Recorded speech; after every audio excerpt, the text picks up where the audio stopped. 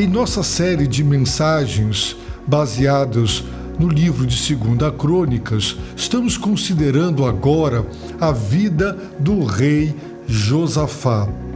Josafá, ele foi um rei segundo o coração de Deus. O texto bíblico diz que Deus estava com ele. Por quê? Porque ele andou nos primeiros caminhos de Davi, seu antepassado, porque ele buscou a Deus, porque ele não se curvou e não buscou os Baalins, porque ele despertou seu coração para conhecer e amar a palavra de Deus. Sim, Josafá, ele foi uma grande bênção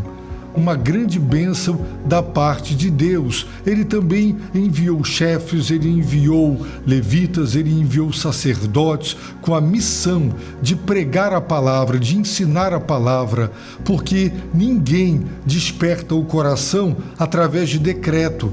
Ele sabia que o despertamento espiritual que ele experimentara estava relacionado diretamente à palavra de Deus, porque Deus, pela palavra, move o coração humano no anseio de ver seus súditos, sua nação espiritualmente despertada, vivendo um momento de despertamento espiritual. Ele enviou chefes, levitas e sacerdotes numa missão de ensinar a palavra do Senhor. E a Bíblia diz que ele foi muito abençoado. Todo Judá lhe trouxe presentes. Os filisteus, arqui-inimigos dos judeus, trouxeram-lhe presentes. Os árabes, que também eram seus inimigos, trouxeram-lhe presentes, de modo que Josafá teve muita riqueza e glória.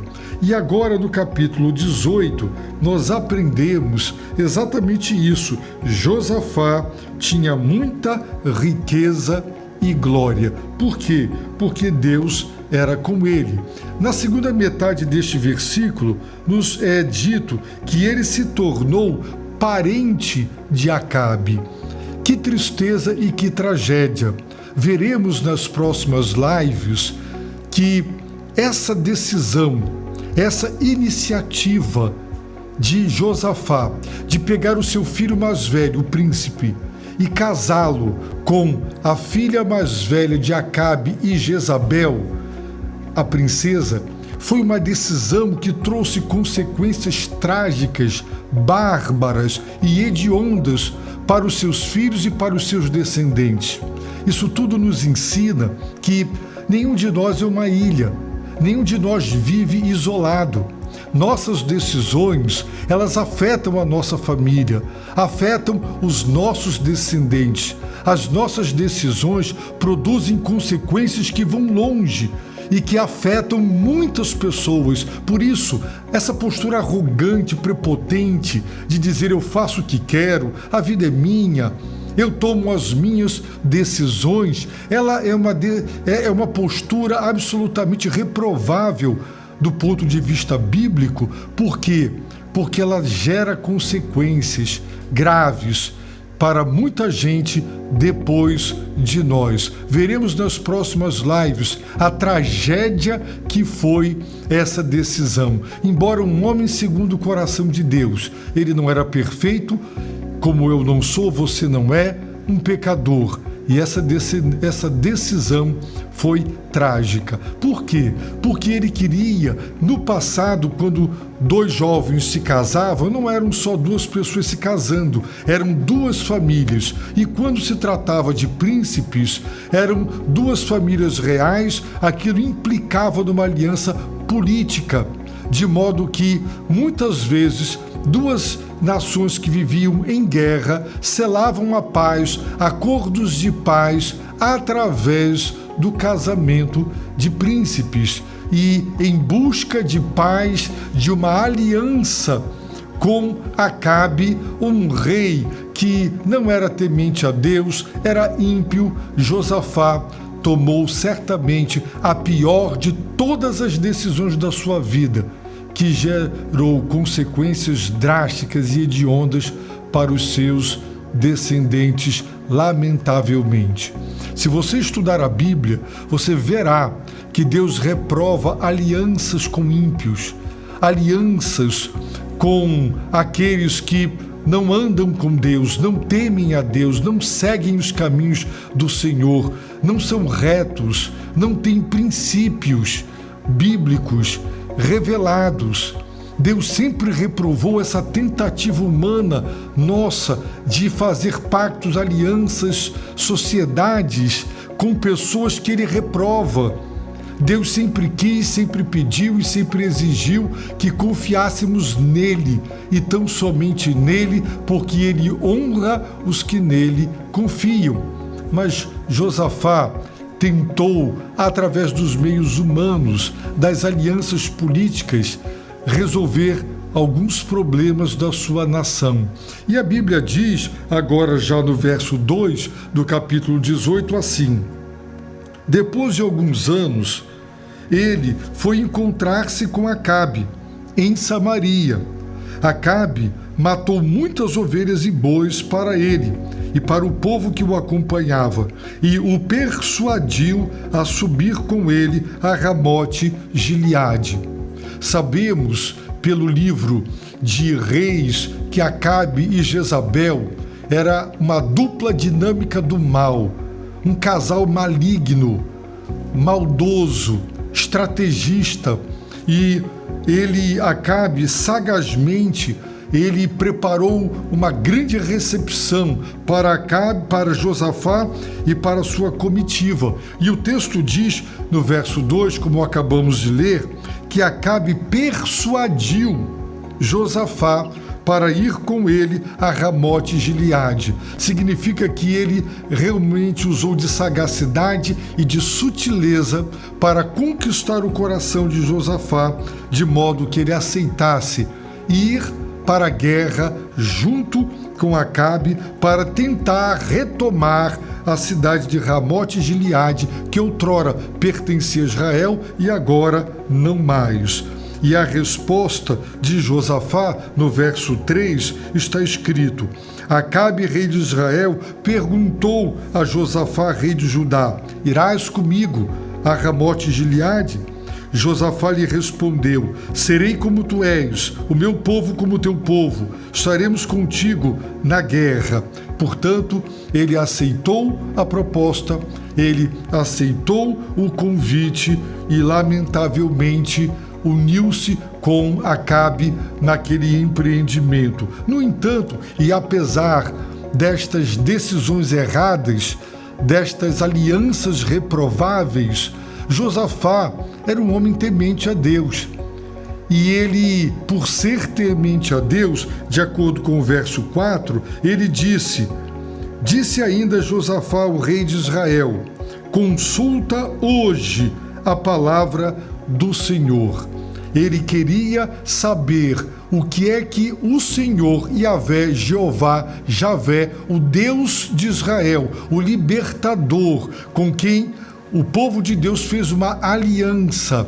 Enquanto no Novo Testamento a grande questão é: quem é o único mediador entre Deus e os homens? E todo o Novo Testamento afirma que só Jesus é o único mediador entre o Deus vivo e verdadeiro, Criador dos céus e da terra, e o homem caído no pecado, é Jesus Cristo.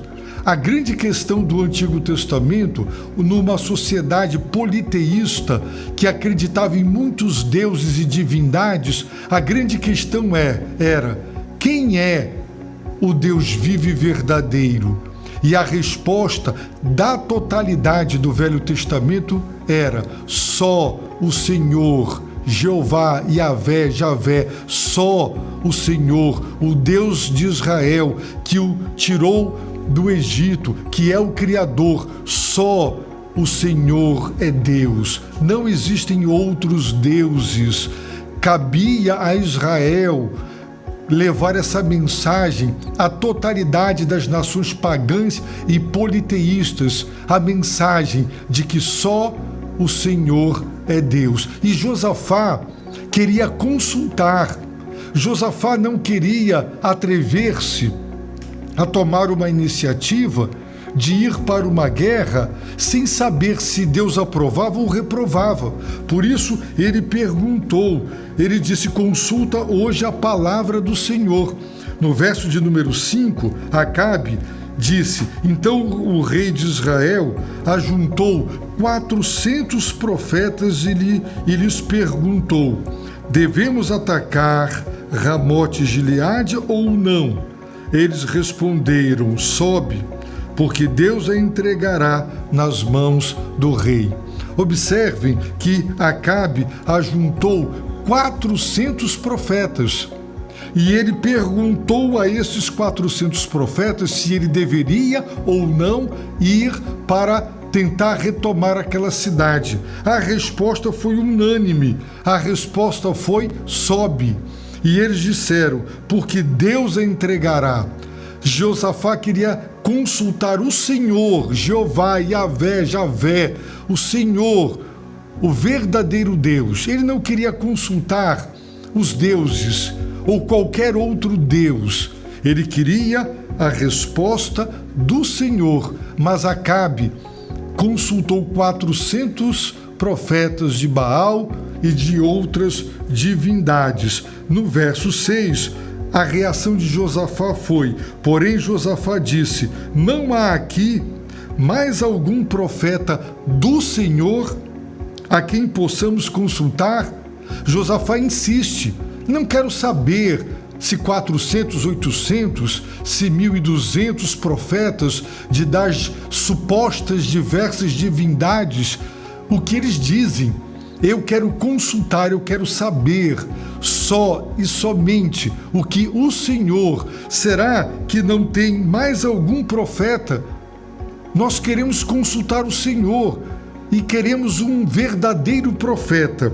E aí no verso de número 7, o rei de Israel, Acabe, respondeu a Josafá: ainda há um homem através de quem podemos consultar o Senhor, mas eu o odeio, porque nunca profetizo bem a meu respeito, mas sempre o mal. É Micaías, filho de Imlá. Mas Josafá disse: não digas isso, ó rei. Observaram a reação de Acabe? A pergunta é: não há aqui mais algum profeta do Senhor? E Acabe respondeu: ainda há um homem. Veja que interessante, em toda a nação, 400 profetas e tantos outros profetas de outros deuses, mas verdadeiro profeta do Senhor, disse Acabe: ainda há um homem. Graças a Deus, porque sempre ainda sobrevive, ainda resta um homem através de quem é possível ouvir a palavra do Deus vivo e verdadeiro. E eu lhe pergunto: você consulta a Deus? Você quer ouvir a palavra de Deus? A quem você consulta? A internet está aí, centenas e centenas de pregadores e pregadoras, milhares de sermões, estudos estão aí à disposição de quem quiser, líderes religiosos. Você quer ouvir a palavra do Senhor? Então você precisa procurar uma igreja que prega com fidelidade a palavra de Deus. Você precisa buscar uma fonte legítima, autêntica. Mas observe que quando o rei admite a existência de um profeta, ele logo declara: mas eu o odeio. Por que Acabe o odiava? Disse ele: porque ele só profetiza o mal a meu respeito, não o bem. O que ele queria é que aquele profeta dissesse o que ele queria ouvir. Os falsos profetas, eles cumprem esse papel. Eles dizem o que as pessoas querem ouvir. Por isso eles são procurados aos montes e aos milhares, porque eles estão dizendo o que as pessoas querem ouvir. Não estão dizendo o que as pessoas não querem ouvir. Eles não querem espantar, eles querem atrair. E para atrair, é preciso que a mensagem seja digerível, atraente, palatável. Ela vá ao encontro daquilo que as pessoas querem escutar. Mas Acabe diz: eu o odeio, ele só profetiza o mal. Mas ele não profetizava o mal, ele profetizava a verdade. O que Deus lhe mandava falar a respeito de Acabe. E Acabe não gostava de ouvir o que Deus tinha para dizer. Certa vez eu preguei um sermão falando da morte e do inferno. E um homem à porta, ao cumprimentar-me, disse: eu não vim aqui para ouvir isso. Eu queria uma palavra de alento. Eu queria uma palavra que me animasse. E você falando de morte e de inferno. Ele não quer ouvir falar do inferno.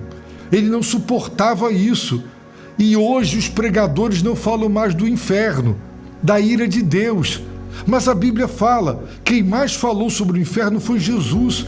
A Bíblia é clara sobre o dia do juízo final e a ira de Deus. Por isso, temos que pregar a boa nova, o Evangelho, para dizer: Deus pode salvar você da sua própria ira através do sacrifício do seu Filho. Deus pode salvar você da condenação eterna.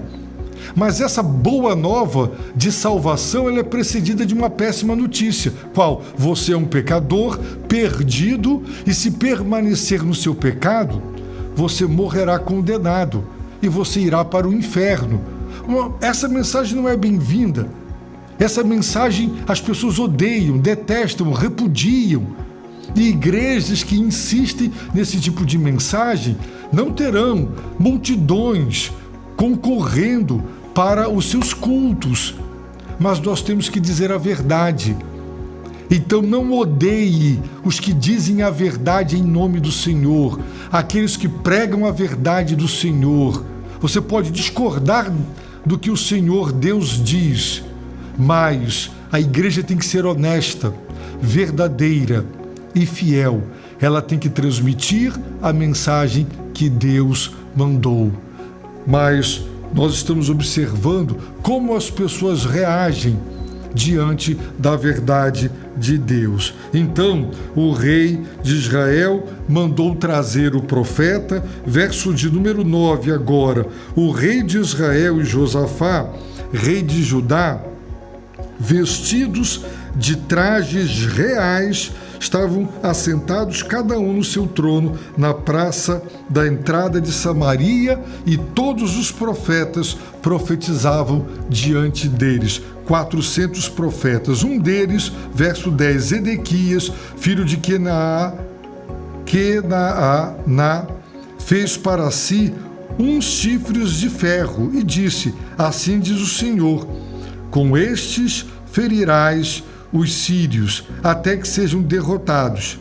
Todos os profetas, verso 11, profetizavam o mesmo: ataca Ramote Gileade, e serás bem-sucedido, pois o Senhor a entregará nas mãos do rei. Portanto, imaginem o cenário: 2 reis poderosos, vestidos de trajes reais, assentados sobre os seus tronos, 400 profetas. Imaginem um auditório, não é? Uma comunidade com 400 profetas e tantos outros mais, todos unanimemente dizendo a mesma coisa: vai para essa guerra, sobe, Deus dará a vitória.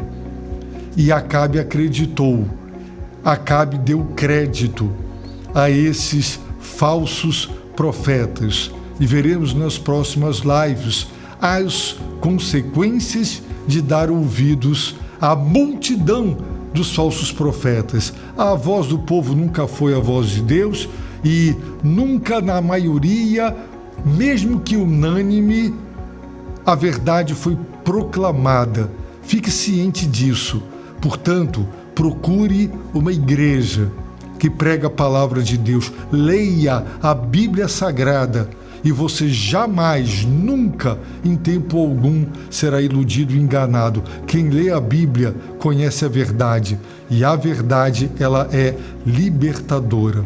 Eu oro para que Deus te abençoe rica e abundantemente.